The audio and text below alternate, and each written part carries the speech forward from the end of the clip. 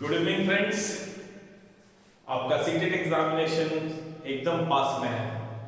बस आप लोग प्रिपेयर हो चुके हैं, जो भी पढ़ना था पढ़ चुके हैं। अब तो आप प्रैक्टिस कर रहे होंगे। कई लोग कहते हैं ईवीएस बहुत आसान है, मैं फोड़ डालूंगा। तो कुछ लोग कहते हैं मैंने ईवीएस बहुत अच्छी तरह से पढ़ा है।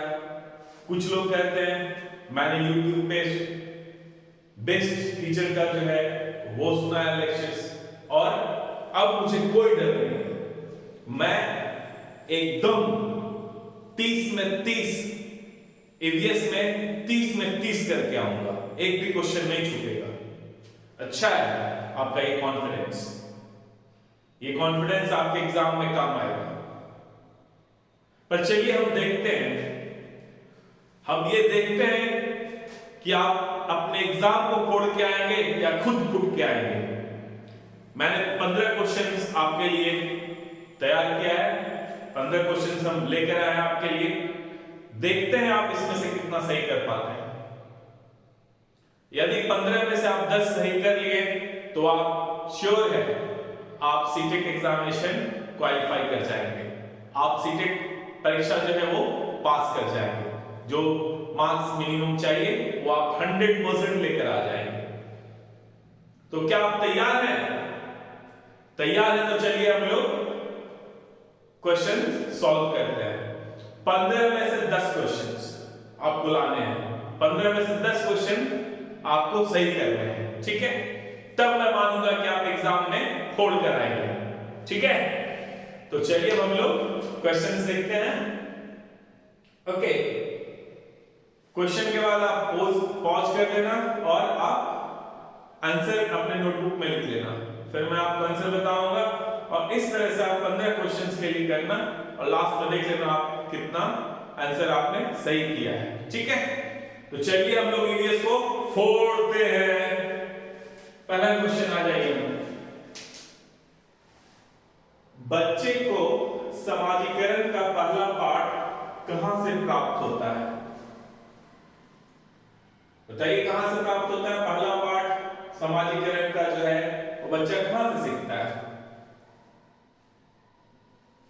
परिवार से, विद्यालय से, सांस्कृतिक केंद्र से, धार्मिक केंद्र से।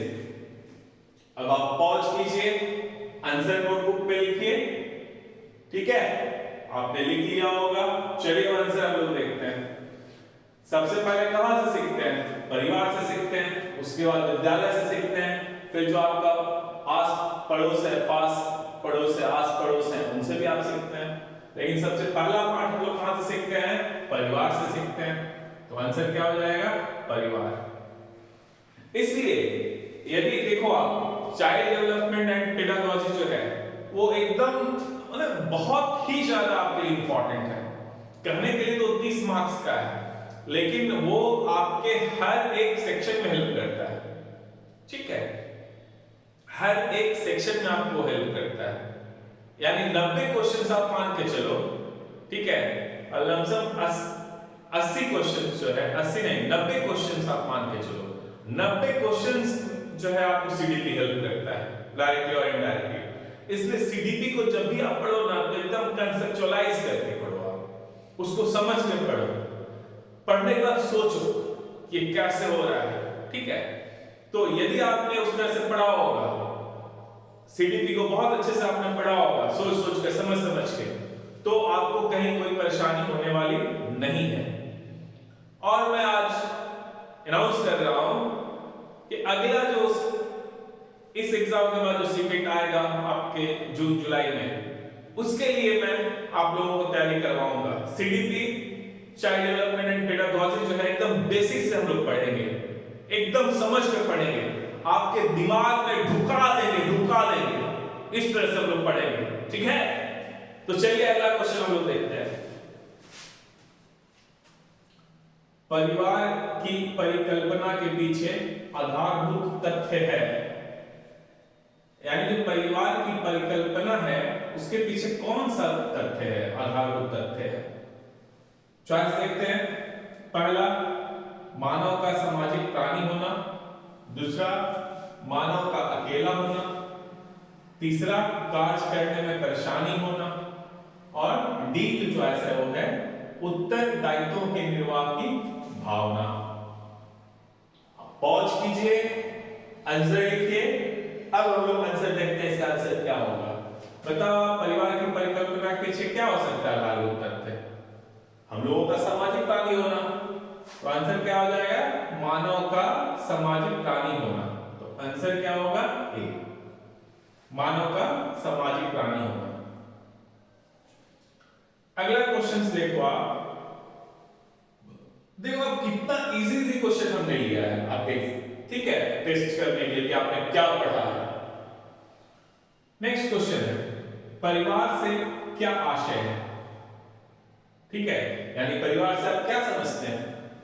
पहला जो है 3 पॉइंट्स दिया हुआ है, इसके आधार पर फिर आंसर आपको बताना है। पहला है परिवार एक संस्था है, डेफिनेटली परिवार जो एक इंस्टीट्यूशन है, एक संस्था है, सही है। इसमें बालक का जन्म होता है, ठीक है, माँ बाप जो है बच्चे का को उत्पन्न करते हैं, है ना, तो ये भी सही है। इसमें बालक का विकास होता है।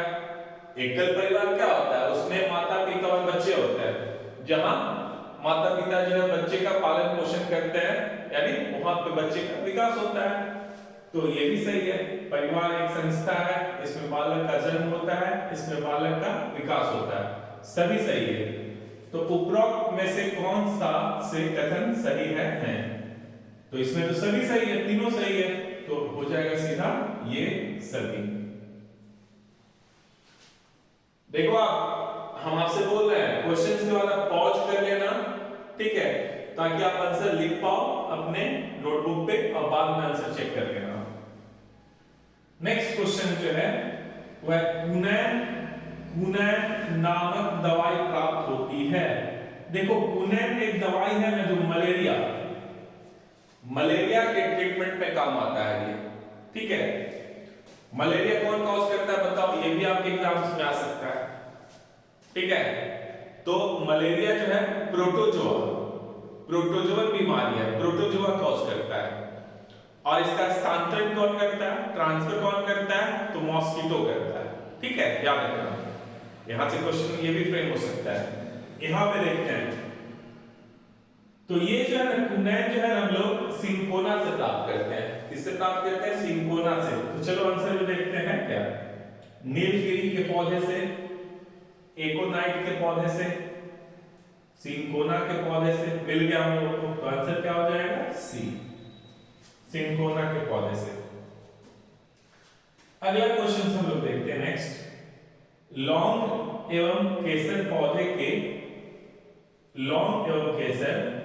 पौधे के किस भाग से प्राप्त होते हैं? पौधा आपने पढ़ा होगा क्या क्या होता है, जड़ होता है, तना होता है, फूल होता है, फल होता है ना। तो किस, ठीक है, लीफ भी होता है, पत्ता जिसको कहते हो। तो ये पूछ रहा है कि किस से प्राप्त होता है, जड़ से, तना से, फूल से, फल से। तो ये दोनों जो है लौंग और केसर दोनों जो है फूल है, ठीक है, तो फूल से प्राप्त होता है। आंसर क्या हो जाएगा? फूल।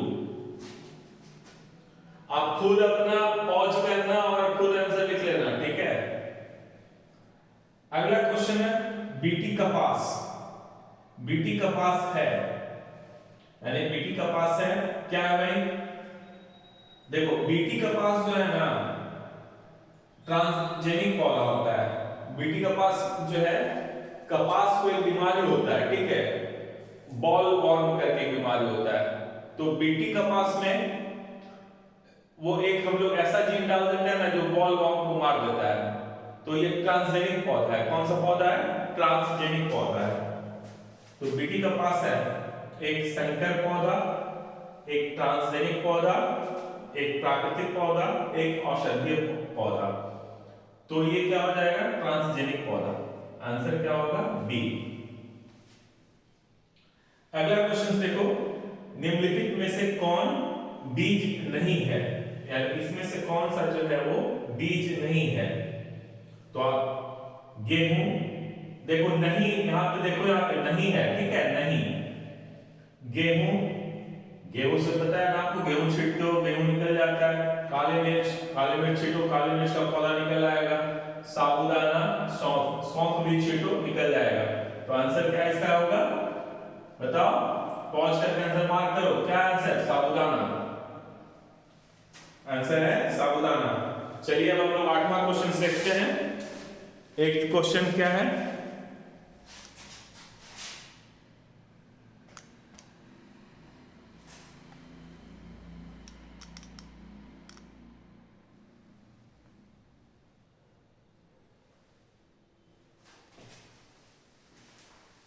नेक्स्ट है, प्याज, आलू, अदरक है, जड़, तना, अपस्थानिक जड़ें, शल्क पत्र। तो देखो आप, ये पृथ्वी के नीचे होता है, जमीन के नीचे में होता है, तो आपको लगेगा अरे तो जड़ है, सीधा आप सोचोगे जड़ है, क्योंकि जमीन के नीचे क्या होता है, पौधा का कौन सा, मान लिया ये पौधा है, लीफ है, नीचे क्या होता है, जड़ होता है। तो ये तीनों जो है, प्याज, आलू, अदरक, तीनों जमीन के नीचे होता है, तो आप सीधे सोचोगे जड़ है, लेकिन ये जड़ नहीं है, ये तना है। ठीक है, याद रखो, बी आंसर होगा। क्या होगा, प्याज, आलू, अदरक है तना, ठीक है, स्टेम जिसको कहते हो। 9वां क्वेश्चन देखते हैं, अगला क्वेश्चन,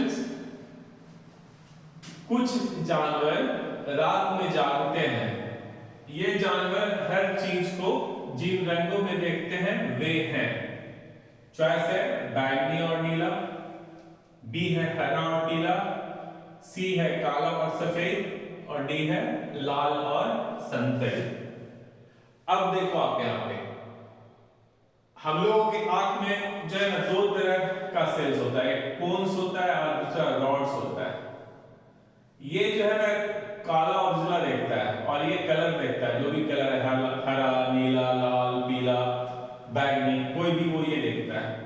तो ये रात में काम नहीं करता है, अंधेरा में ये काम नहीं करता है।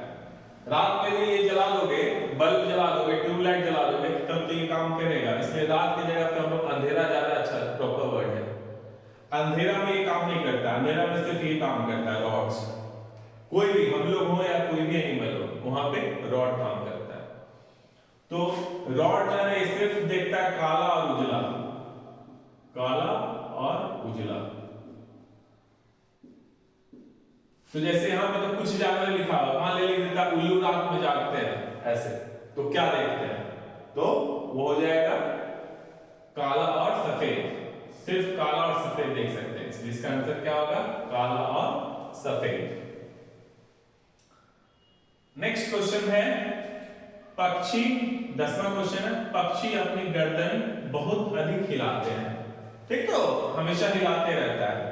इसका कारण है कि पता है ना आपका, पक्षी जो है गर्दन को हिलाते रहता है, रोटेट करते रहता है आगे पीछे। हम लोग का तो सिर्फ यहीं तक आता है, यहीं तक आता है, वो पूरा घुमा सकता है, ठीक है, और बहुत सारा ऐसे पीछे तक घुमा लेता है, यहाँ तक, इधर तक घुमा लेता है ना। तो बहुत ज्यादा घुमाते हैं। तो क्यों घुमाते हैं, ऑप्शंस देखो, उनके कान पंखों से ढके होते हैं, बी उड़ सकते हैं, सी पक्षियों की आंखों की पुतली घूम नहीं सकती, डी पक्षियों की आंख छोटी होती है। देखो हम लोग जो है ना, हम लोग का जो आंख है ना, उसका पुतली आप घुमा सकते हो, ठीक है, उधर देखना है तो उधर पुतली ऐसे मोड़ने की जरूरत नहीं है, सीधा ऐसे करके देख सकते हो, ठीक है। लेकिन पक्षी जो है ना, उसकी आंख का पुतली नहीं घूमता है, ठीक है, यानी पुतली जब नहीं घूमता है तो गर्दन नहीं घुमाएगा तो कैसे देखेगा इधर का, सिर्फ सीधे का दिखेगा, है ना। इधर देखना है, पीछे देखना है, तो उसके लिए क्या करना होगा, उसको गर्दन घुमाना पड़ेगा, तो इसलिए गर्दन घुमाता है। यानी पक्षियों की आंखों की पुतली घूम नहीं सकती, तो आंसर क्या हो जाएगा इसमें, सी हो जाएगा। अपना काम कर रहे हो ना, पॉज करके मार रहे हो ना, वो करते रहना। अगला क्वेश्चन, चमगादड़ स्तनधारी है क्योंकि वह, चमगादड़ क्या है, स्तनधारी है, स्तन होता है, ठीक है, मेमोरी ग्लैंड्स होता है। क्योंकि वह उड़ सकता है, ऑप्शन ए उड़ सकता है, बी रात्रिचर है, सी शाकाहारी है, डी बच्चे देता है। देखो पक्षी तक अंडा देता है, बर्ड्स तक जब देखोगे पक्षी तक, मछली अंडा देता है, रेप्टाइल्स यानी सांप अंडा देता है, पक्षी अंडा देता है, मैमल्स ठीक है यानी स्तनधारी, हम लोग स्तनधारी है, गाय भैंस बाघ शेर सब स्तनधारी है, चमगादड़ सब स्तनधारी है। तो क्यों स्तनधारी है? क्योंकि वो बच्चे देते हैं। ठीक है, तो आंसर क्या हो जाएगा इसका? डी बच्चे देते हैं, ये आंसर हो जाएगा। अगला क्वेश्चन देखो क्या है, निम्नलिखित में से हमारे देश के किस राज्य के अधिकतर लोग नारियल के तेल में पके हुई समुद्री मछली खाना पसंद करते हैं? ऑप्शंस देखो क्या है, ए मिजोरम, बी गोवा, सी जम्मू और कश्मीर और डी बिहार। अरे भाई देखो समुद्री मछली खाते हैं तो समुद्र के पास वाला राज्य होना चाहिए, और नारियल वहां पे नारियल का पेड़ ज्यादा होना चाहिए, तो मिजोरम में नहीं मिलेगा, यहाँ पे समुद्र नहीं है, जम्मू कश्मीर में भी समुद्र नहीं है, बिहार में भी नहीं है।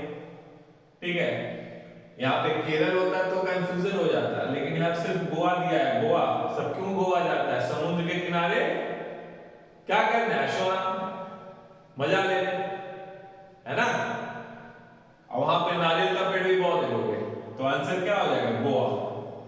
वहां पे लोगों को बहुत पसंद है समुद्री मछली तेल में फ्राई किया हुआ। कौन सा तेल? तो नारियल का तेल, तो आंसर हो जाएगा। पंजाब जाओगे तो वहां क्या मिलेगा? नारियल के जगह पे क्या मिलेगा? सरसों का तेल, तब ना सरसों का लोग खाता है खूब। पंजाब याद रखना, मक्के की रोटी और सरसों का साग। ठीक है, तो यहां पे क्या हो जाएगा? Goa, answer Goa. Next question जो है, विटामिन सी की कमी से होने वाली बीमारी का क्या नाम है? आप सारे विटामिन और उसके बीमारी मान लिया अभी तक नहीं रटे हो तो अभी भी है 2-3 दिन टाइम, एक बार देख लेना, एक क्वेश्चन तो पक्का आएगा ही आएगा। ठीक है, विटामिन बी की कमी से बेरी, विटामिन सी की कमी से स्कर्वी, विटामिन ए की कमी से रतौंधी, इसी तरह सब पढ़ लेना। तो हमें विटामिन सी कह रहा है तो क्या होगा? क्या होगा? स्कर्वी, तो आंसर हो जाएगा यहां पे स्कर्वी। ठीक है, अगला क्वेश्चन आ जाओ, पृथ्वी की सतह का कितना प्रतिशत भाग जल से घिरा है? बहुत आसान सा क्वेश्चन है, कितना परसेंट है जल? बहुत ज्यादा तो जल ही है, इसमें ऑप्शन सब बड़ा ही दे दिया, छोटा कुछ देता तब तो कंफ्यूज होते।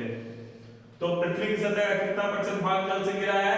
तो याद रखना 71%, 71%, 71%। तो कितना हो जाएगा आंसर? बी 71%। सबसे ऊंचे पेड़ पे कौन घोंसला बनाता है? सबसे ऊंचे पेड़ पर कौन घोंसला बनाता है? तो सबसे ऊपर ऊंचा होगा वही ना बनाएगा जी, तो क्या इसका आंसर हो जाएगा? चलो बताओ, ए है चील, बी है कौवा, सी है कबूतर, डी है कलचिड़ी। बताओ फटाफट क्या होगा, मार्क कर लिए?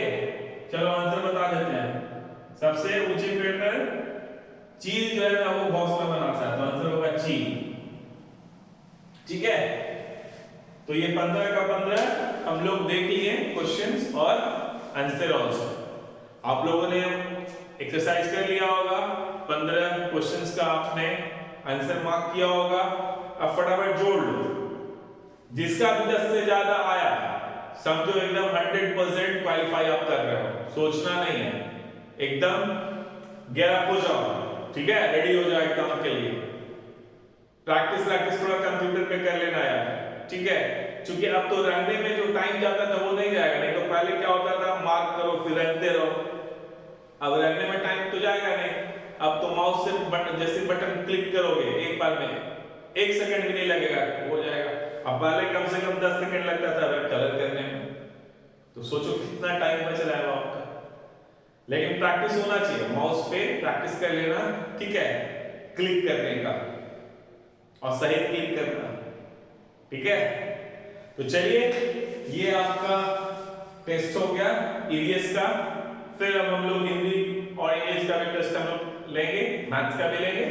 ठीक है, चलो देखते हैं फिर कितना आपके मार्क्स आए हैं। आप खुद डिसाइड कीजिए कि आपने कितने अच्छे से तैयारी की है। और मैं यहाँ पे अनाउंस कर रहा हूँ कि मैं सीडीपी का क्लास स्टार्ट करने वाला हूँ फ्री ऑफ कॉस्ट, और बहुत अच्छे तरीके से